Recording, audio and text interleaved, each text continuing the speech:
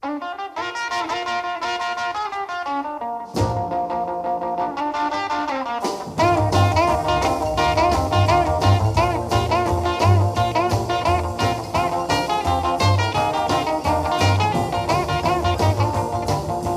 down in Louisiana, close to New Orleans, way back up in the woods among the evergreens, there stood a log cabin made of earth and wood, where lived a country boy named Johnny B. Good, who never ever learned to read or write so well, but he could play a guitar just like a ring in a bell. Go, go!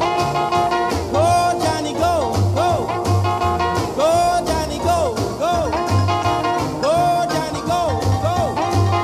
Go, Johnny, go, go! Johnny B. Good. He used to carry his guitar in a gunny sack, go sit beneath the tree by the railroad track, gold engine, everything sitting in the shade, strumming with the rhythm that the drivers made. When people passing by, they would stop and say, oh my, but that little country boy could play. Go, go! Go, Johnny, go, go! Go, Johnny, go, go! Go, Johnny, go, go! Go, Johnny, go, go! Johnny be good.